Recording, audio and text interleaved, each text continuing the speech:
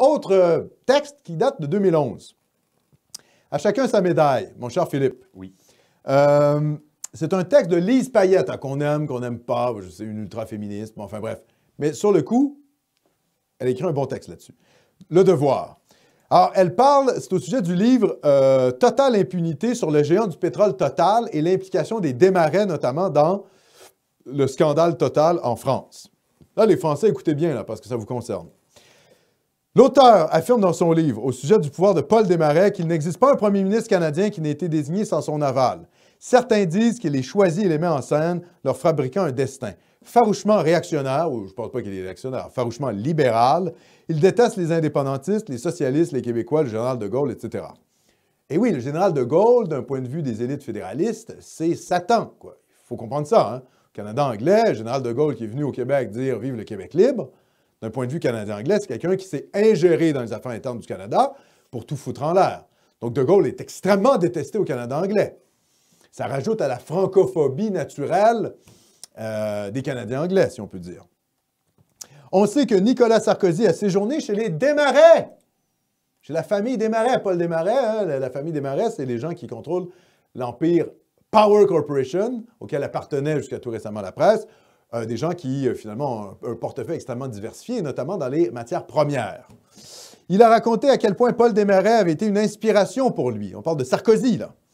En remerciement, le 15 février 2008, le président de la France a remis la Grande Croix de la Légion d'honneur à son grand ami canadien. OK? Paul Desmarais s'est fait remettre la croix, la Légion d'honneur, pardon, par Nicolas Sarkozy. Qu'est-ce qu'a fait Paul Desmarais pour la France? Je vais vous dire ce qu'a fait Paul Desmarais pour la France. Paul Desmarais a financé la campagne de Nicolas Sarkozy. C'est ça qui s'est produit. Donc, non seulement, et on va le voir, il était proche des élites canadiennes, Brian Mulroney, Pierre Elliott Trudeau. On va voir aussi qu'il a été proche des Johnson, de la famille Johnson. Non seulement la fille de Jean Chrétien, le poulain de Pierre Elliott Trudeau, s'est marié avec un fils Desmarais, mais en plus, Paul Desmarais, a financé la campagne de Nicolas Sarkozy. Paul Desmarais, c'est un des hommes politiques canadiens, c'est un franco-ontarien, les plus puissants qui ait jamais existé. Et encore une fois, je le répète, là, on n'est pas dans le complotisme. Ce que je dis est accrédité par quiconque ouvre un livre d'histoire sur la question. Et je vais vous le prouver. J'ai amené des sources crédibles avec moi. N'est-ce pas?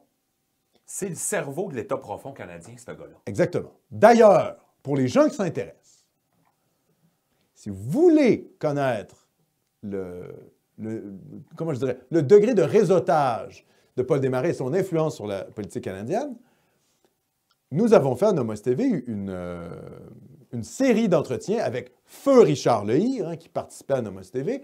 Paix à son âme, Richard, qui nous a quittés malheureusement. D'ailleurs, on a beaucoup pensé à lui, j'ai beaucoup pensé à lui quand j'ai fait cette émission, parce que c'était un peu le spécialiste des réseaux Desmarais.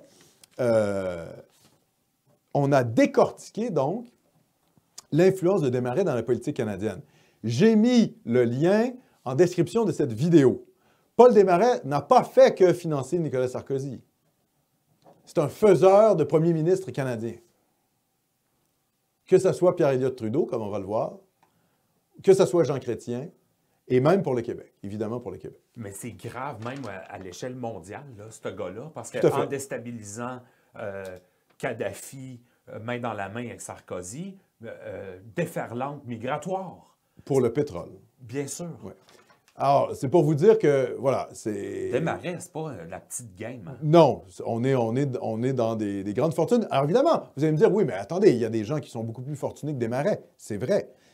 Mais Power Corporation et Desmarais a réussi à mettre en place un réseau politique extrêmement fort. Je rappelle que quand il est mort, quand il est décédé, hein, parce que Paul Desmarais est décédé, George Bush est venu à ses funérailles, quoi, d'ancien président américain. il finançait des campagnes de présidents français, de premiers ministres canadiens, des pays du G8, de l'OTAN. Donc, c'est pour vous dire. Et là, ça d'ailleurs, c'est ce que les gens de gauche, ils devraient parfois un peu allumer. Hein? C'est-à-dire que les gens de gauche nous disent « Ah oui, mais la démocratie libérale, c'est le fait que derrière, finalement, les États, il y a des grandes bourgeoisies qui contrôlent, qui tirent les ficelles. » C'est pas totalement faux, hein, la critique de la gauche face à la démocratie libérale là-dessus. Moi, évidemment, je ne suis pas dans le ressentiment du pauvre envers le riche ou du faible envers le puissant. Qu'il y ait des élites, ça ne me dérange pas. Il y aura toujours des élites, il y a toujours eu des élites. Mais ce que j'aime avec ce genre d'exemple-là, c'est que ça nous décrasse les yeux, comment je dirais, de la naïveté démocratique ambiante. Okay? Parce qu'on va voir que quand Paul Desmarais finance Nicolas Sarkozy, ça a des impacts, notamment dans les relations entre la France et le Québec.